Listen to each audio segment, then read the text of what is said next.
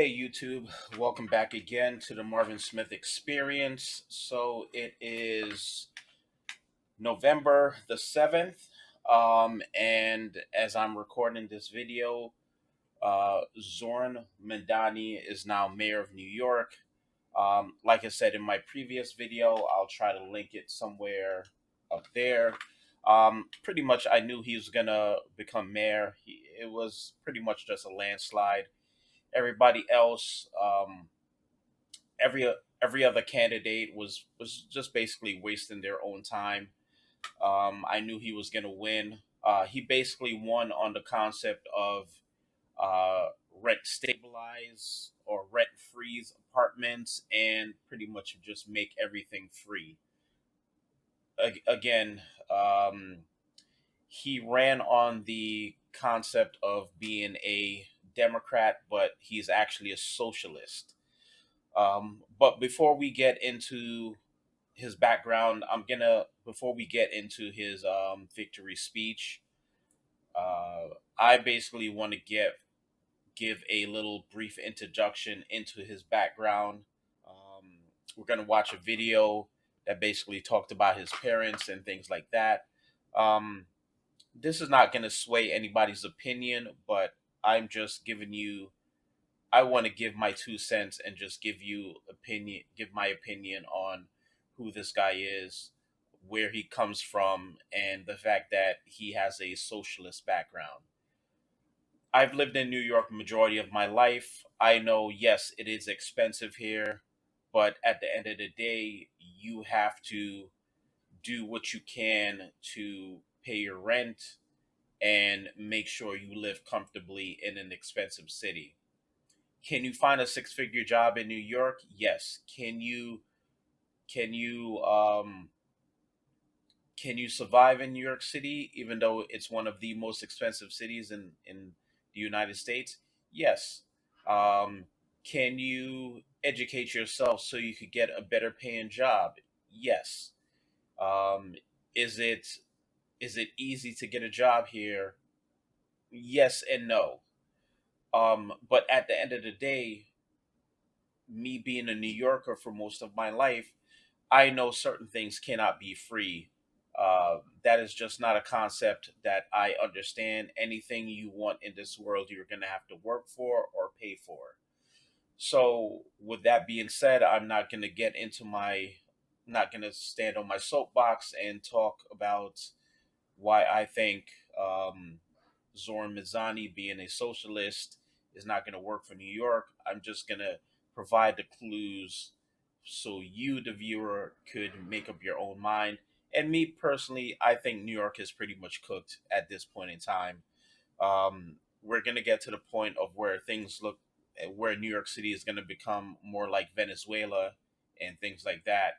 But I could be wrong. But again, I'm just giving you my 2 cents and what I feel is going to happen. So we're going to jump into a video on his background, his parents, and things like that, and then we're going to jump into his victory speech, which I feel is just very entertaining to watch. But let's jump in it.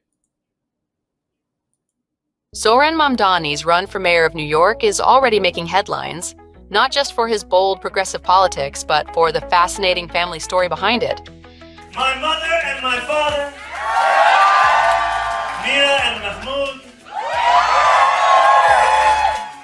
Zoran was born in Kampala, Uganda, 5 years after his father, Mahmoud Mamdani, had returned home from exile. Mahmoud. So I want you to get a better understanding where he was born, during what era he was born in. So again, I feel like there's certain animosities from his father's point of view, but let me continue. One of Africa's most respected political thinkers, had been expelled from Uganda back in 1972 by dictator Idi Amin because of his Indian ethnicity. Later in Well, so it's much more to it than that. I'm not going to get into the whole Idi Amin situation because it's still it's still tough for people who went through that whole situation. But basically, he was exiled from his home country because during that time, Idi Amin had a very strict point of view, and I'm not going to get into it, but there's tons of YouTube videos about it, so you could take a look for yourself and kind of do dig into the history and find out why he was exiled. In 1984, the government of Milton Obote went so far as to revoke his citizenship altogether after he spoke out against their policies. So, somebody who's into politics likes talking about other cultures, likes speaking on other cultures' politics to some extent to where they get to some extent where he gets exiled and automatically gets booted out of out of the country. Stateless but unshaken, Mahmoud eventually returned in 1986, determined to rebuild. Zoran's mother, meanwhile, is none other than Mira Nair. Another question is, what was he doing during that exile period? Which definitely I want to know. Um, yeah, inquiring minds want to know. Award-winning filmmaker behind Monsoon Wedding and Mississippi Masala. Yes, that Mira Nair, the one who made Denzel Washington's.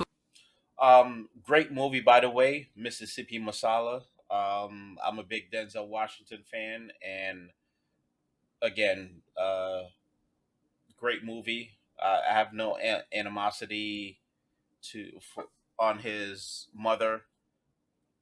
Uh, just basically side thought. On screen long before he was people's sexiest man alive. Filmmaking is a disease and you have to be sick, and I'm super sick. Yeah. Together, they're a powerhouse pair.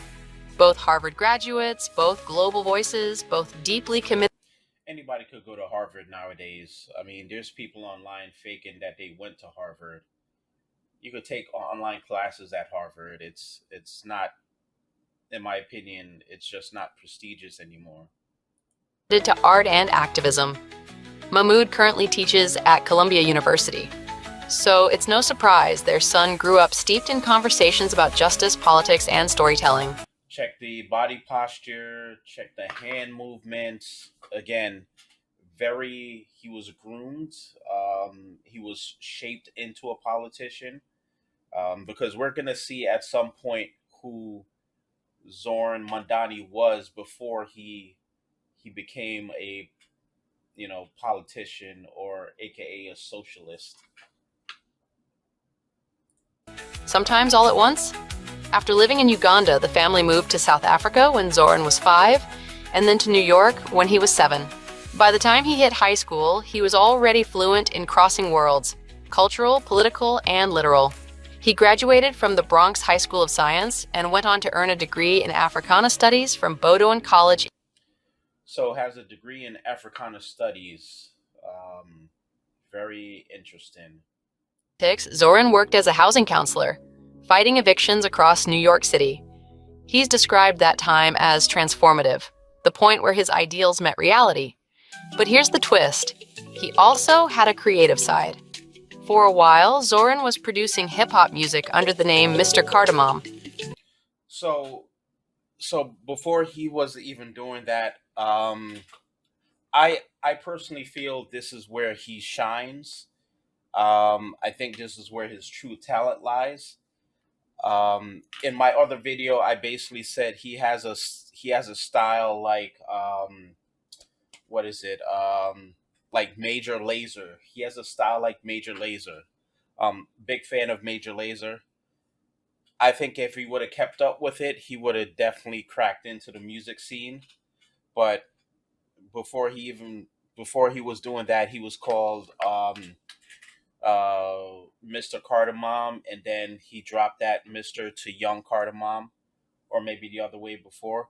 But I'll link the previous video somewhere in the description, or maybe somewhere in the top. But I personally believe this is where he really shined. But again, our now mayor of New York City was a rapper named Young Cardamom. blending his mother's artistic influence with the grit of city life. Chop it up. Over the past year, Mir has even taken a break from filmmaking to support her son's run, cooking biryani and chicken for campaign volunteers. His father, now 79, says with a smile, "We hadn't bargained for being parents of a prospective mayor." Zohran Mamdani just pulled off one of the biggest political surprises in New York City, winning the Democratic mayoral primary. Was a decisive victory. We won with a vision that spoke to every single New Yorker. But while he's been front and center focused on his core message of making New York more affordable, someone else quietly caught the public's attention too. His wife? Yep, Zoran is married, and his wife, Rama, is a Syrian artist with an impressive creative background. And I must thank my incredible wife. Now, you wouldn't know it from his campaign. Zoran was laser-focused, barely a word about his personal life. We have to earn support. So when Rama made her first major appearance on election night standing by his side, people were curious. Who is she? Well, turns out Rama is a talented Syrian artist who works in illustration and animation. Her work has been featured in The Washington Post, The New Yorker, and she's even created posters for events across the city. Basically, she's the kind of person who says more through her art than any press conference ever could. And honestly, good for her. So how did these two meet? Not through politics and not at some gallery opening either. They actually met on Hinge. That's right, the same dating app you've probably deleted and reinstalled a dozen times. I met my wife on Hinge, so there is still hope in those dating apps. Hinge PR team, you paying attention? And yes, they're already married. Zoran shared in an interview that they tied the knot in a civil ceremony earlier this year at the city clerk's office. But before that, they had a celebration in Dubai with Rama's family. Photos from the event. I have some theories on why he got married, but I'm gonna keep it to myself. I want to see how his mayorship progresses, but I personally feel like there's more there. So, but again, congratulations to them and their marriage. Show a joyful gathering, and despite what some online critics claimed, the venue wasn't exactly over the top. According to reports, ceremonies there cost about $72 per guest. So, basically the same as dinner and drinks in Manhattan. Still, once the relationship came to light, trolls started circling. They accused Mamdani of hiding his wife and criticized Rama for supporting the pro-Palestine movement through her art. Some even tried to frame their Dubai celebration as some sort of scandal, but Mamdani wasn't having it. He posted photos from their civil ceremony on Instagram and addressed the situation head-on. He wrote, "3 months ago, I married the love of my life, Rama. Now, right-wing trolls are trying to make this race, which should be about you, about her." And he kept going. "Rama isn't just my wife, she's an incredible artist who deserves to be known on her own terms. You can critique my views, but not my family." A clear and powerful response. We have to stand up and fight back. While Rama has mostly stayed quiet throughout all this, she did post a sweet election day message. It was a photo carousel, some adorable photo booth pics from an Eid celebration, a classic "I voted" sticker selfie, and even a childhood snap of Zoran that honestly belongs in a campaign ad. Her caption? "Couldn't possibly be prouder." Aw, how cute is that? And speaking of New York power players, let's talk about the woman who just might be his biggest political match. Though not in that way. Alexandria Ocasio-Cortez may be shaping the city's next mayor, but her own love life has been getting... Another socialist. I don't really care for Ocasio-Cortez. It it it it really saddens me that New Yorkers, again, and I don't want to say, I say New Yorkers with a grain of salt, because majority of the younger New Yorkers, they're not born and bred here. They came here from other cities, whatever, which is fine. I have no issues with that. But This man won because he basically said going forward, things are going to be free or things are going to be cheaper. Again, everybody who's lived in the city for X plus years, you know that is not going to work. We're not going to, government funded grocery stores are not going to work because grocery stores already have a thin margin.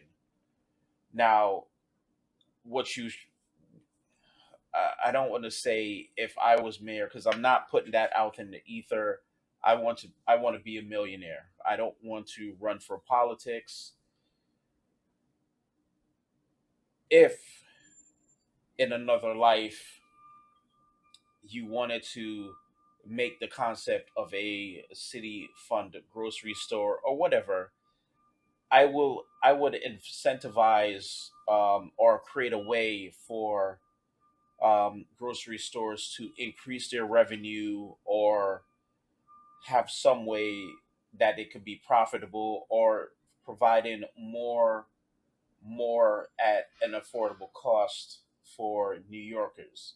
Again, it's just spitballing, nothing concrete. But again, a government ran grocery store in one of the most expensive cities in New York is not going to work. You cannot ride the bus for free because the bus needs to be maintained. MTA employees got to be paid somehow.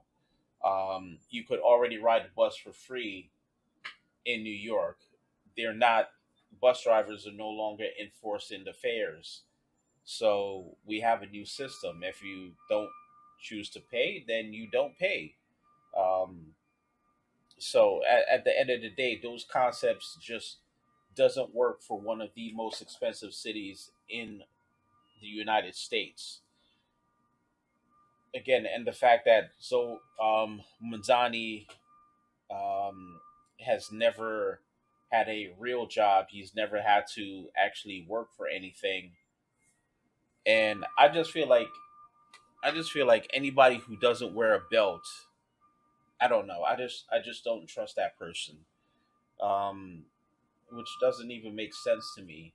Why do you walk around with slacks and dress slacks with no belts? Like I've seen people do that, but again, I'm rambling on. I'm going in a tangent, but I just don't understand how. I understand how this guy got in. He basically, or two other candidates that was running. I think one person who was the best candidate was the former guy who wears the beret. I've heard him all my I've heard him I've heard of him most of my time here in New York. Um, that man basically bled for this city. I don't understand why nobody voted for him. It could have been that he came in, he didn't have a good campaign. It probably funding issues. Who knows? But and then our governor who was running for mayor, I think he was just paid to do that. It doesn't make sense that you were governor of New York and then you're going to run for mayor. It's going backwards. But with that being said, he basically came into the he basically won because he's telling people that things are going to be free and you're going to get more rent stabilized apartments and things like that. um I just feel like New York City is cooked. And in my personal opinion, I think it's time for me to start planting roots elsewhere. As much as I love this city, I just feel like it's gonna go downhill starting January 1st. But so we're gonna jump into his acceptance speech, which is really funny in my opinion. Um, I wanted to just basically watch where he tells Donald Trump to basically he's gonna have to go through he's gonna have to go through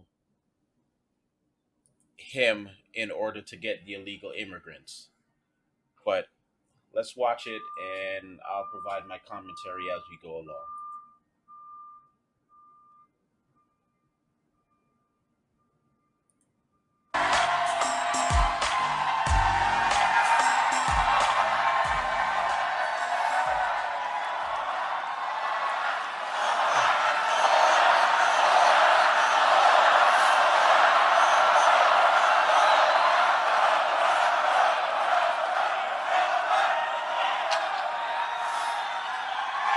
Thank you, my friends.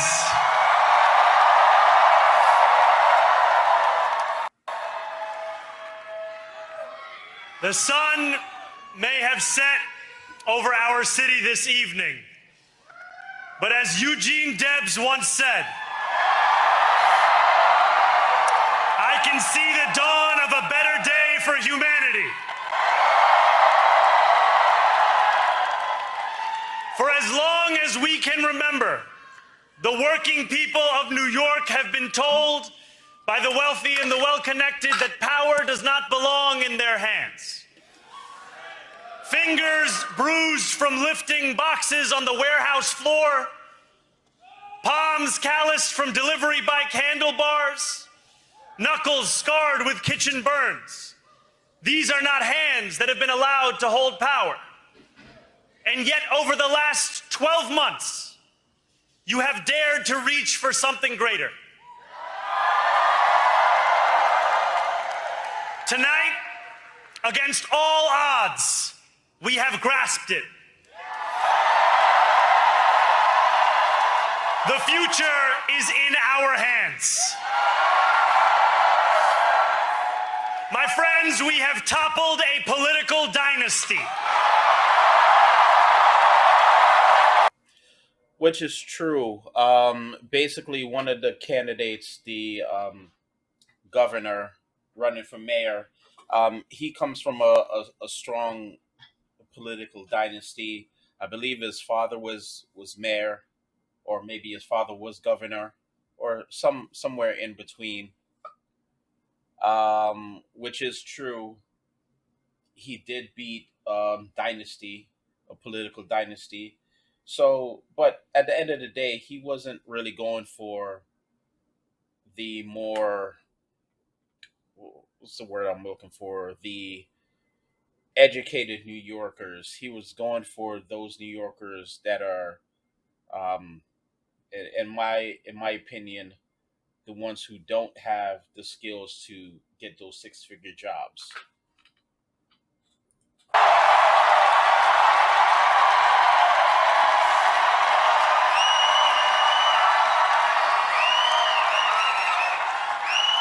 I wish Andrew Cuomo only the best in private life.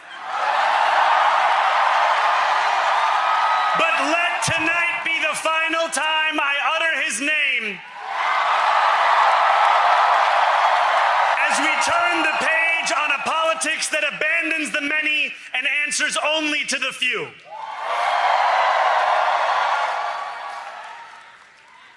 New York, tonight you have delivered a mandate for change, a mandate for a new kind of politics, a mandate for a city we can afford, and a mandate for a government that delivers exactly that.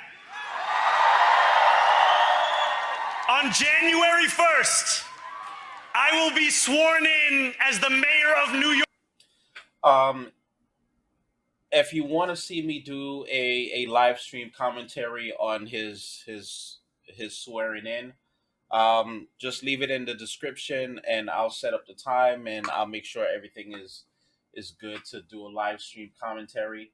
But at the end of the day, it's just he won already, and I'm just gonna start looking at it like every one of his mistakes and start highlighting it, and I don't know. I'm just looking at it. It's just time for me to move on and move out of New York and just make things happen. Hey man, I've been thinking about Florida. Florida is looking extremely good right now. Um, Sad to say, I love New York, but I think it's just time that I exit stage left. New York City. And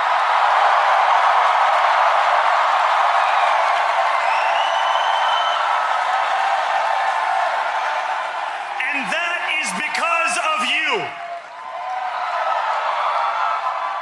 So before I say anything else, I must say this. Thank you. Thank you to the next generation of New Yorkers who refuse to accept that the promise of a better future was a relic of the past. You showed that when politics speaks to you without condescension, we can usher in a new era of leadership. We will fight for you because we are you. Or as we say on Steinway, ana minkum wa ilaykum.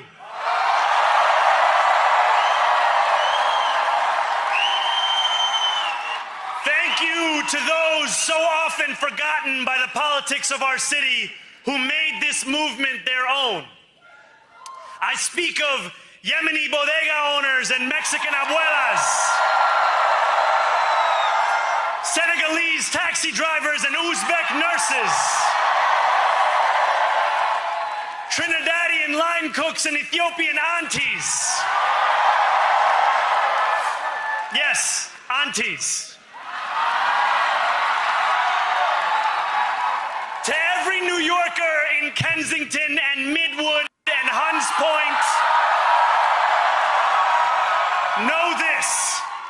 This city is your city, and this democracy is yours too. This campaign is about people like Wesley, an $11.99 organizer I met outside of Elmhurst Hospital on Thursday night.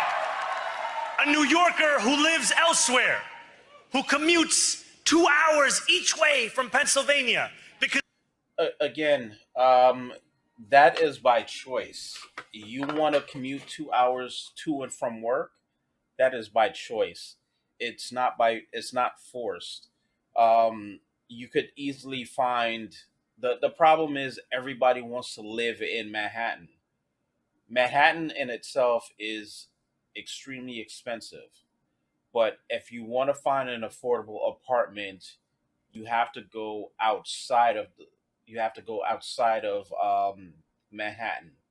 In the Bronx, you can find affordable apartments, but again, it's more of you have to kind of find that needle in the haystack. Commuting back and forth from PA 2 hours, that is by choice. You could easily find something closer, Long Island, Jersey. Yeah, you don't have to commute. Connecticut. Um, yeah, it's just not. That is by choice. rent is too expensive in this city. It's about people like the woman I met on the BX33 years ago, who said to me, I used to love New York, but now it's just where I live. And it's about people like Richard, the taxi driver I went on a 15-day hunger strike with outside of City Hall, who still has to drive his cab 7 days a week. My brother, we are in City Hall now. Okay, so a taxi driver who has to drive 7 days a week, again, you have other alternatives. You could do Uber, where you could set your hours and still make as much as you want to, you know, as much as you want to without killing yourself. So again, this is driving 7 days a week for a taxi company that is by choice. Um, again, I don't fully know that person's situation, but I know for a fact that there's so many ways to make money nowadays. Driving 7 days a week is pretty much by choice. It's not that you're forced to. It's not that somebody puts a gun to your head. It's by choice. So at the end of the day, if you don't want to drive taxis, anybody nowadays could go to school. It is so easy nowadays to go to school than anything else.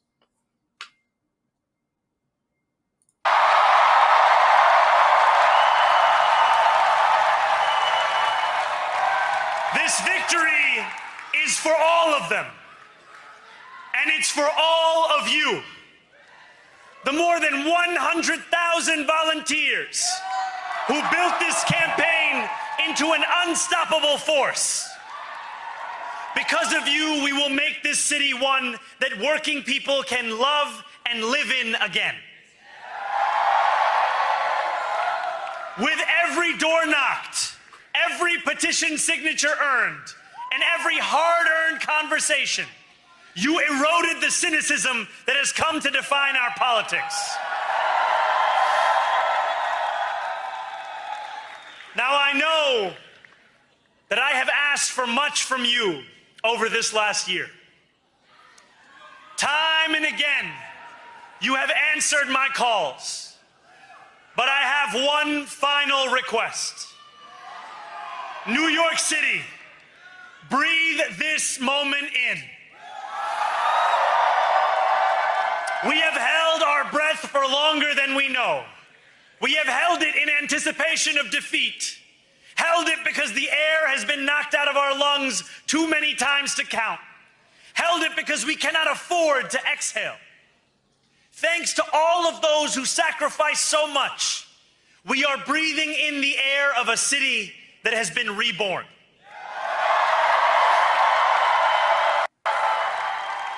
To my campaign team, who believed when no one else did, and who took an electoral project and turned it into so much more, I will never be able to express the depth of my gratitude. You can sleep now. To my parents, Mama and Baba, you have made me into the man I am today. I am so proud to be your son. And to my incredible wife, Rama,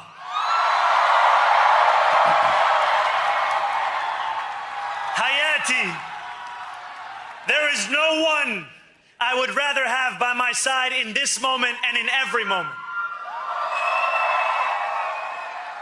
To every New Yorker, whether you voted for me, for one of my opponents, or felt too disappointed by politics to vote at all, thank you for the opportunity to prove myself worthy of your trust. I will wake each morning with a singular purpose: to make this city better for you than it was the day before. There are many who thought this day would never come, who feared that we would be condemned only to a future of less, with every election consigning us simply to more of the same. And there are others who see politics today as too cruel for the flame of hope to still burn. New York, we have answered those. It's politics. It's not easy. It's politics. Fears. Tonight we have spoken in a clear voice. Hope is alive. Hope is a decision that tens of thousands of New Yorkers made day after day, volunteer shift after volunteer shift, despite attack ad after attack ad. More than 1 million of us stood in our churches, in gymnasiums, in community centers, as we filled in the ledger of democracy. And while we cast our ballots alone, we chose hope together. hope over tyranny, hope over big money and small ideas, hope over despair. We won because New Yorkers allowed themselves to hope that the impossible could be made possible. And we won because we insisted that no longer would politics be something that is done to us. Now it is something that we do.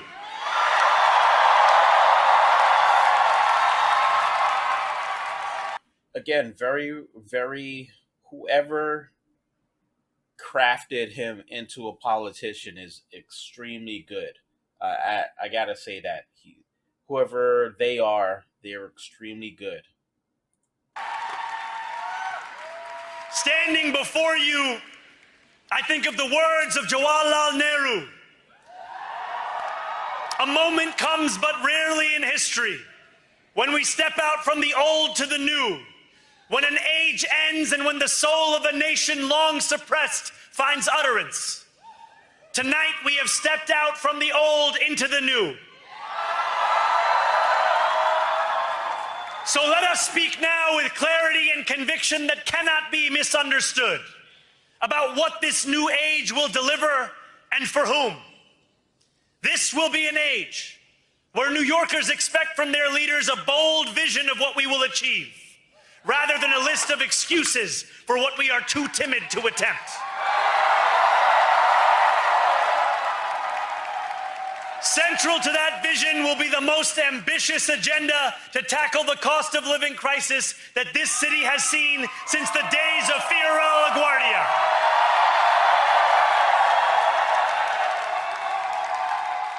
An agenda that will freeze the rents for more than 2 million rent-stabilized tenants. Make buses freeze the rent for 2 million rent-stabilized tenants. Make buses free. Fast and free. And deliver universal childcare across our city. So again, the question is, who is going to pay for that? Because again, according to recent news and sources, most wealthy New Yorkers are going to be leaving New York. So again, who is going to pay for that? Years from now, may our only regret be that this day took so long to come. This new age will be one of relentless improvement. We will hire thousands more teachers. We will cut waste from a bloated bureaucracy. We will work tirelessly to make lights shine again in the hallways of NYCHA developments where they have long flickered. Safety and justice will go hand in hand as we work with police officers to reduce crime and create a department of community safety that tackles the mental health crisis. So you're going to work with the police department to create a new agency to tackle the mental crisis in New York. Homelessness crises head on.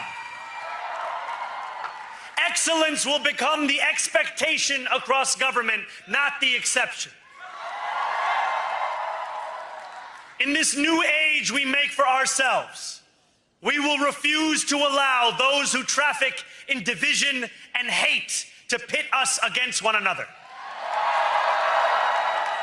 In this moment of political darkness, New York will be the light.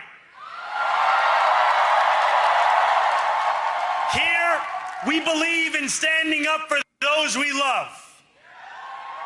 Whether you are an immigrant, a member of the trans community, one of the many black women that Donald Trump has fired from a federal job, a single mom still waiting for the cost of groceries to go down, or anyone else with their back against the wall, your struggle is ours too. And we will build a city hall that stands steadfast alongside Jewish New Yorkers and does not waver in the fight against the scourge of anti-Semitism. Where the more than 1 million Muslims know that they belong. Not just in the 5 boroughs of this city, but in the halls of power. No more will New York be a city where you can traffic in Islamophobia and win an election.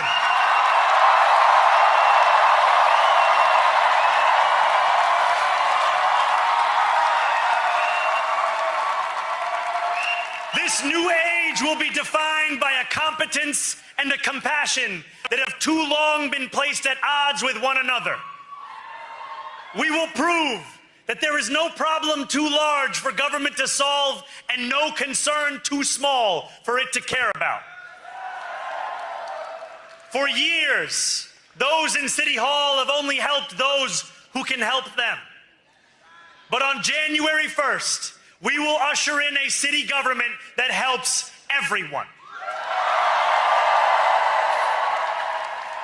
Now, I know that many have heard our message only through the prism of misinformation. Tens of millions of dollars have been spent to redefine reality and to convince our neighbors that this new age is something that should frighten them. As has so often occurred, the billionaire class has sought to convince those making $30 an hour that their enemies are those earning $20 an hour. They want the people to fight amongst ourselves so that we remain distracted from the work of remaking a long broken system. We refuse to let them dictate the rules of the game anymore.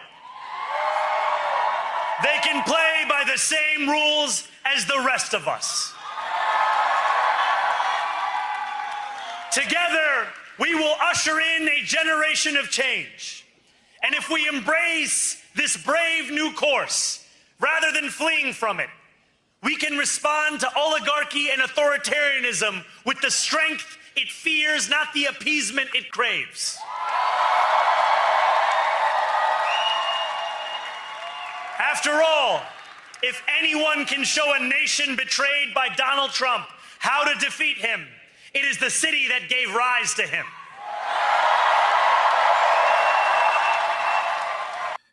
Good luck with that, buddy. And if there is any way to terrify a despot, it is by dismantling the very conditions that allowed him to accumulate power. This is not only how we stop Trump, it's how we stop the next one. So Donald Trump, since I know you're watching, I have 4 words for you. Turn the volume up.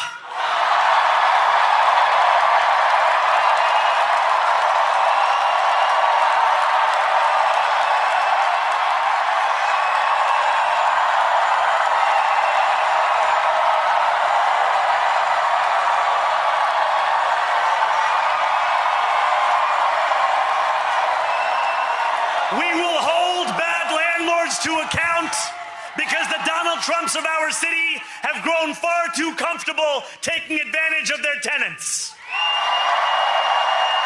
We will put an end to the culture of corruption that has allowed billionaires like Trump to evade taxation and exploit tax breaks. We will stand along. So how is he going to do that? That's taxes are on a government level. Like, again, I'm gonna stop it here because, to be honest, there really is no point for me to continue. In my honest opinion, again, I just feel like New York is cooked at this point. This man got in on the concept of free. Nothing in this world is free. Anybody with any 2 cents could tell you you have to work for what you want in this world. And sometimes it may come true, sometimes it may not, but you have the ability to work for it. Um, I just feel like um, this is no longer the city that I grew up in. Again, I came here as a legally. Um, do I feel remorse about the illegal immigrants that are being deported?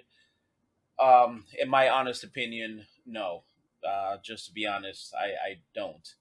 Um, I'm a naturalized citizen like everybody else who had to pay for it, who had to get on a waiting list, who had to go through interviews.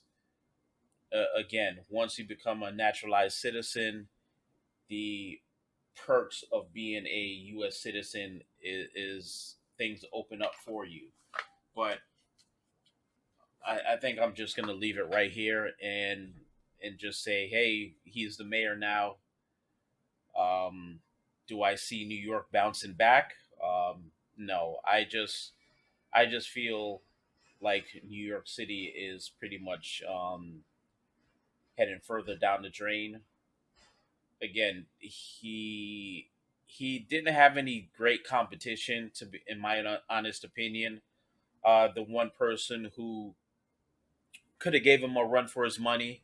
Um, I felt like if he would have came in a little earlier or just maybe just a little younger, he probably would have gave him a run for his money. But at the end of the day, it's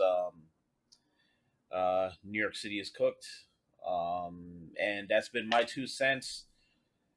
And thanks for watching. Again, if you want to see me do a reaction on his swearing in of becoming a mayor, let me know. Put it in the comments, and I'll make sure I'll get those things ready.